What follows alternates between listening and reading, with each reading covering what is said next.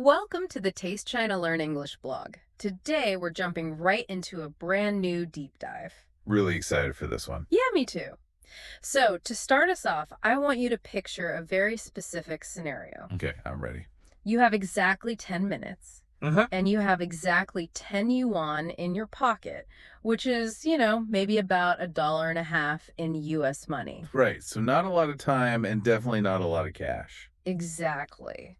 Plus, you are freezing, you're starving, and you are standing right in the middle of a massive Chinese metropolis. Oh, man. So, where do you go? Because you definitely don't have time for a sit down restaurant. No way, that would take at least an hour. And you certainly don't want to settle for like a cold, pre-packaged sandwich from a convenience store. Definitely not. Not when you have better options. Right. Instead, you follow the glowing lights, the rising steam, and that unmistakable sound of metal spatulas just hitting hot iron. Yes. Yeah. You are heading straight to a Xiaoqiji. Yes. A Chinese snack street. The absolute best place to be in that scenario. It really is. So today, we are completely immersing ourselves in the vibrant, chaotic, and just utterly delicious universe of Chinese street food, or jibi and jiaoqi. It is such a fascinating topic. It is.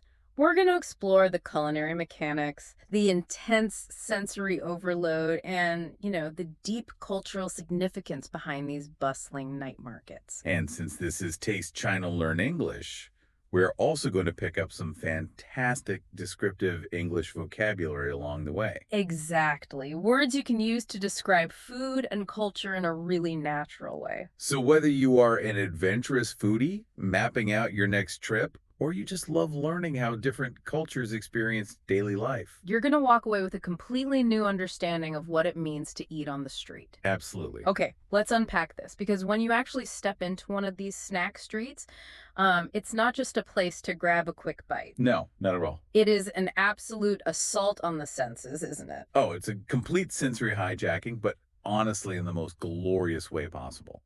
You are instantly enveloped in this sort of micro ecosystem.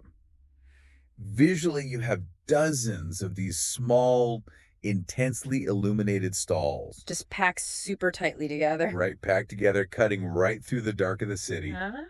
And acoustically, it's just this massive wall of sound. Oh, the noise is incredible. Yeah, vendors are shouting out their specialties, they're playfully haggling with customers, and underneath it all, you hear heavy metal tools scraping against these screaming hot woks and flat-top grills. And then there's the smell. The olfactory experience, yes. You aren't just smelling one dish. No, it's a mix. You are walking through this dense, invisible cloud of toasted cumin, crushed chilies, caramelized sugar, and boiling broth. Wow. It's completely overwhelming by design. Overwhelming, yeah, but also perfectly calibrated. Like, the efficiency of that ecosystem is staggering. 100%. If you go back to our starting scenario, 10 minutes and 10 yun, this entire environment is engineered to solve your hunger instantly and affordably. It really operates at a speed that puts modern fast food drive-thrus to shame. It does. But beyond just the logistics of feeding thousands of people quickly, there is a very specific emotional frequency to this environment. Yes, there's a specific feeling. And the Chinese use the phrase yan hu qi to describe it. All right, Yan Hu Qi, it's such a great concept. Can you break that down for us? Sure. So if we translate it conceptually into English, it means the buzz of daily life or vibrant energy. I love that. Vibrant energy. Yeah, but literally it translates closer to the smoke and fire of human cooking. The smoke and fire, that is so poetic. It really is. It is the undeniable physical proof that the city you are standing in is alive. Yeah. It's the friction of regular people. You have workers, students, families, all just cooking, eating, complaining, and laughing shoulder to shoulder on the pavement. That literal translation, the smoke and fire of human cooking, it really makes me think about the contrast between different dining experiences. How so? Well, you can go to a high-end, formal restaurant on the top floor of a skyscraper, right? Sure. And the food might be totally perfect, the tablecloths are pristine, but the environment is entirely controlled. It's very quiet. Right, it's hushed, it's isolated. You are insulated from the city. That's a great point. But Yanhu Ki, that vibrant energy, it's like the actual pumping heartbeat of the city. It's the lifeblood. Exactly. When you are standing on the street, wiping chili oil off your chin while a scooter honks right past you, there is zero insulation. You are literally in the city's bloodstream. That lack of insulation is exactly why the experience feels so vital. You are participating in the city's metabolism. Yeah. And you really can't understand a city's metabolism without tasting the specific iconic markers that fuel it. Which naturally brings us to the actual food that defines this environment. Let's get to the food. Because all that vibrant energy is ultimately anchored by what you're eating. Definitely. And honestly, nothing captures the essence of this culture quite like the visual of a freezing winter night in Beijing. Oh, I know exactly where you're going with this. You're surrounded by gray concrete and snow, and then suddenly you see this impossibly bright, shining red stick of fruit hovering in the crowd. You're picturing Tonghulu. Absolutely, Tonghulu. Oh, Candied hawthorns. it's a classic. It is the undisputed champion of winter street snacks in northern China. It really is. And the mechanics of how it is made are crucial to understanding its appeal. Walk us through it. Okay, so a vendor takes a long bamboo skewer and threads it with hawthorn berries. And for anyone who hasn't had one, how would you describe a hawthorn? Good question. A hawthorn is a small, round, vibrant red fruit, and it tastes intensely tart, almost like a sour crab apple. Oh, okay, so it's quite sour on its own. Very sour. But the magic happens when the vendor dips this whole skewer into a bubbling pot of molten sugar syrup. It just completely submerses it. Right. They spin it rapidly so it catches a thin, even layer of sugar, and then they pull it out into the freezing winter air. And that freezing air is the catalyst. Exactly. The sudden temperature drop forces that hot molten syrup to instantly crystallize. It hardens immediately. Right. It transforms into a perfectly clear, hard, glass-like armor around the fruit. That is what we mean in English when we use the vocabulary word glazed. Glazed. That's a great word to know. It means it has a shiny, sugary coating. But here, it's not a soft, sticky coating. It is a structural shell. Precisely. And that glazed exterior is what creates the defining physical experience of eating Tonghulu. It's all about violent sensory contrast. Oh, tell me more about that. Well, when you take a bite, your teeth first have to physically shatter that hard, sweet, glass-like sugar shell. It actually makes an audible cracking sound in your head, doesn't it? It does. And a millisecond later, your teeth sink into the soft, almost aggressively sour flesh of the hawthorn berry. Wow. That immediate pivot from rigid and sweet to soft and sour, it creates this incredibly intense flavor explosion. That is an amazing description. And today, I mean, you see vendors applying that same glazing technique to everything. Strawberries, grapes. Even cherry tomatoes are getting the Tonghulu treatment now. It's true, they glaze almost anything. Oh, wait, let me push back on this for just a second. Sure, go ahead. We are essentially talking about fruit dipped in melted sugar. Yes, very basic. From a culinary perspective, it is incredibly simple. So, why does something this simple hold such massive cultural weight? That's a very fair question. Like, why is Tonghulu universally considered the ultimate iconic representation of Chinese childhood? Why not a highly complex, historically refined dish like, I don't know, Peking duck or intricate dim sum? What's fascinating here is how human memory actually encodes information. Okay. We don't necessarily remember complexity. What we remember are intense, distinct sensory spikes. Ah, I see. The sharp physical crack of the sugar glass shattering, followed instantly by that shock of sour juice. It creates a very deep neurological anchor. That makes total sense. And when you pair that highly specific physical sensation with the context of experiencing it as a child. Right. Usually bought as a treat on a freezing day. Exactly. You're walking through the chaotic, colorful buzz of a street market. That feeling cements itself in your brain. A complex banquet dish is an event, sure. But that simple, glazed stick of food is a visceral, nostalgic trigger. I love that word, iconic. It truly embodies the innocence of childhood and the warmth of the street in the dead of winter. It perfectly captures it. So the simplicity isn't a weakness at all. It's the very reason it works so well as a memory vehicle. Precisely. You don't need a formal dining room to experience it. You just need the street and the cold air. But if Tanghulu represents the slow, sweet nostalgia of the past, the modern street food scene is driven by something entirely different. Oh, completely different. It's driven by frantic, savory, high-speed innovation. Which brings us from the candied preservation of food to the absolute chaotic brilliance of the flat-top grill. Yes. We have to talk about kaolin mein, or grilled cold noodles. I was hoping we would get to this. If you want to see pure culinary mechanics in action, you just stand and watch a vendor make kaolin mein. The process is mesmerizing to watch. It really is. So the vendor takes a pre-made, tightly pressed sheet of noodles. For our listeners, it looks almost like a textured tortilla, right? Made of parallel noodle strands. Exactly, that's a perfect way to picture it. And they throw it right onto a sizzling, flat grill. Uh-huh. As the bottom begins to toast, they crack a raw egg directly onto the top of the noodle sheet. And then they move so fast. They do. They use a spatula to rapidly smash and spread the egg so it seeps down into the grooves of the noodles. Oh, wow. Then they flip the whole thing over so the egg cooks into a crust against the hot iron. And that's when they add the aromatics. Right. They scatter a handful of sharp, fresh onions and chopped cilantro right over the top. The smell of those onions and that egg hitting smoking hot iron in the open air, there is nothing quite like it. It's intoxicating. But it's not just the ingredients that make it special, it's the operator. What do you mean? Well, I always look at the street vendor making kaolin mian and think, this person isn't just a cook, they are a DJ. A DJ. I love that analogy. Think about it.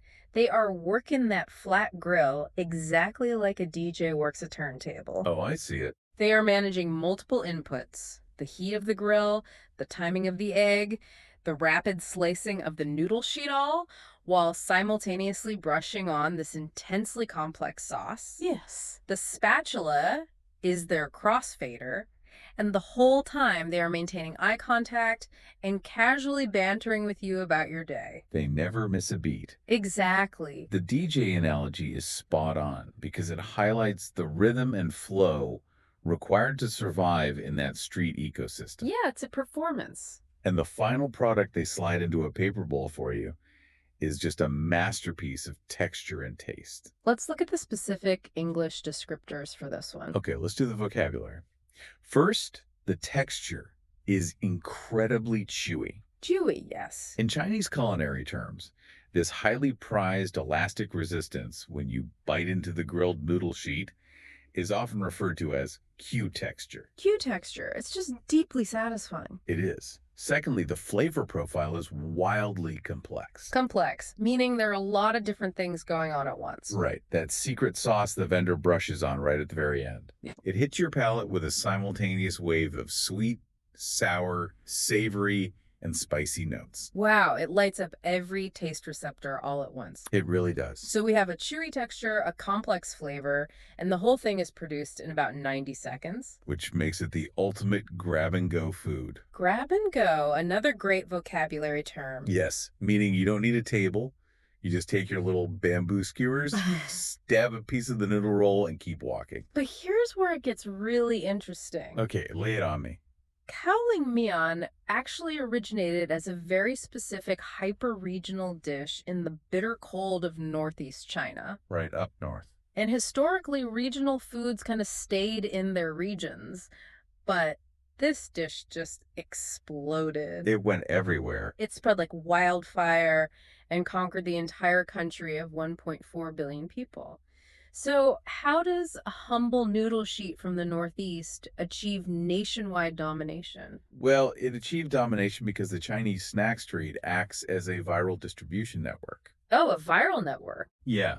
Because the dish is the ultimate grab-and-go item, it perfectly suited the economic model of street vendors everywhere. That makes sense. It requires minimal equipment, right? Exactly. A flat grill, some spatulas, plus it offers a highly addictive complex flavor and it cooks in under 2 minutes. Fast, cheap, and delicious. A vendor in the South could see its success, buy a flat grill, and literally start selling it the next day. Wow. The street food ecosystem is ruthless in its efficiency. If something works, it scales immediately. And that viral scaling brings up a much larger question. What's that? We've talked about the sweet nostalgia of Tangulu and the viral savory spread of Kalang Mian. Right. But if we step back, there are always critics of street food. Sure, people have concerns. People worry about the weather, the lack of climate control, the fact that you're eating right next to traffic. Yeah, it's not a pristine restaurant environment. Yet, night after night, the crowds return. We literally bypass perfectly clean, quiet restaurants just to stand in the cold and eat out of paper bowls. We do. So what is the fundamental underlying magnetism of the snack street? Why are we drawn to it? It really comes down to 4 core sociological pillars that street food provides. 4 pillars. Okay. And traditional dining simply cannot replicate these as effectively. Those pillars are accessibility, authenticity, social connection, and casualness. Okay, let's dig into the actual mechanics of those pillars because I think they explain our behavior perfectly. Let's do it. Let's start with accessibility. Well, accessibility is the foundation. Okay. And we aren't just talking about it being physically nearby or convenient. Right. We are talking about economic democracy. It is highly affordable. That is so true. You do not need wealth, status, or an invitation to participate in the best culinary experiences the city has to offer. Like we said at the start, 10 minutes and 10 yuan gets you a masterpiece. Exactly. Economic democracy on a paper plate. Okay, what about the second pillar? Authenticity. Because you can get authentic recipes in a fancy hotel, right? You can get the recipe, yes. But authenticity in this context is really about the honesty of the transaction. The honesty of the transaction. What do you mean by that? Well, in a fancy hotel, the food is mediated. Right, there are layers. It goes from a chef you never see, to a plated kitchen, to a waiter, and finally to your table. So you are separated from the process. Completely. On the street, there is no mediation. The barrier between creator and consumer is entirely stripped away. Ah. You are watching the literal hands of the person who is making your food. So let me ask you this. Is it possible that this lack of pretension, the fact that you are just standing on the street, is exactly what makes the flavors feel so much more authentic to us? Absolutely. That lack of pretension makes the flavors feel grounded and real. You're eating reality. That's a profound point. The lack of pretension is the authenticity. Exactly. And I imagine that directly feeds into the third pillar, the social connection. It does. Because I've always noticed that the physical architecture of a street stall fundamentally alters human behavior. Well, if you go to a restaurant, you are usually seated at a private booth. Walls and space are literally used to isolate you from strangers. Right. You have your own bubble. But a street stall has no walls. Precisely. The physical architecture of the street stall engineers community. Engineers community, I like that. Because there are no chairs and everyone is drawn to the same heat source and the same light, you are forced to stand shoulder to shoulder with complete strangers. You're all just huddled around the grill. You are all waiting in the same line, breathing in the same Yanhu Qi. It artificially breaks down the social bubbles we usually walk around in. Yeah. You end up chatting with the person next to you about the food, the weather, the vendor's technique. It's a total equalizer. The CEO and the college student are standing in the exact same line. Exactly. Inhaling the exact same smoke, waiting for the same grilled cold noodles. It's a beautiful thing. Which perfectly aligns with the fourth pillar, casualness. Oh, casualness is key. You don't need a reservation. You don't need to dress up in a suit and tie. No dress code out there. You just show up exactly as you are and the street accepts you. If we connect this to the bigger picture, these 4 pillars, accessible, authentic, social, and casual. They create an environment of immense loyalty. I can see that. People go back to the same stalls for They years. do, What? but that loyalty doesn't mean the vendors can get lazy. Oh, definitely not. In fact, it's the exact opposite. Because there are dozens of stalls on a single street, the free market competition is absolutely brutal. Yeah. To survive, vendors have to innovate constantly. The innovation is wild. They have to figure out how to make you stop at their stall instead of the 50 others right next to them. It's high pressure. This is how you end up with vendors taking completely familiar ingredients and reinventing them right before your eyes. Give me an example. Things like deep fried milk or these massive, violently bubbling cheese-filled buns. Oh, wow. They are engineering completely new textures and visual spectacles just to catch your eye as you walk past. Exactly. They are simultaneously preserving ancient traditions, like the glazed tongue hulu, while acting as high-speed innovators inventing tomorrow's viral sensations. It's incredible. It really is a dual engine of culinary evolution. So what does this all mean? Let's take a step back and look at the journey we've just been on. It's been quite a ride. We started by plunging right into the sensory overload of a Chinese snack street, feeling that Yanhu Qi, that raw, buzzing, smoky heartbeat of the city. Yep. We explored the physics and the psychology of nostalgia through the hard, glazed shell and sour bite of tongkulu. The iconic winter snack. Then we watched the synchronized DJ-like performance of a vendor serving up chewy, complex, grab-and-go Kaoling mian. Marveling at how a dish can go viral across 1 billion people. Right. And finally, we decoded the actual architecture of the street stall, how its accessible, authentic, casual, and fiercely social nature literally forces human beings to connect with one another. And for anyone listening who loves to travel or just loves to eat, you now possess the exact descriptive English language to articulate why these experiences are so powerful. A redo. You aren't just eating food anymore. You are looking for that perfect glaze. Yeah? You are identifying iconic cultural markers.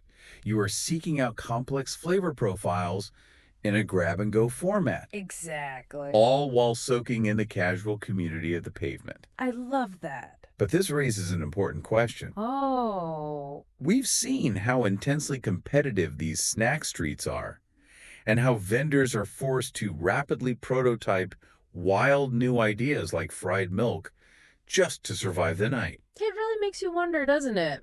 We tend to think of culinary innovation happening in pristine multi-million-dollar R&D kitchens in Paris or Tokyo. Sure, that's the stereotype. But if these street vendors are out there every single night battling the elements, reading the immediate reactions of hundreds of customers face to face, Getting that instant feedback. right, and constantly tweaking their complex sauces and chewy textures on the fly just to win over the daily crowds. Yeah. Are these humble, chaotic, smoke-filled snack streets actually the most ruthless, effective, and innovative culinary test kitchens in the entire world? Wow. Just something for you to ponder the next time you find yourself with 10 minutes, 10 yuan, and an appetite for absolute adventure. I know, I'll be thinking about it. Thanks for listening to this deep dive, everyone. See you next time.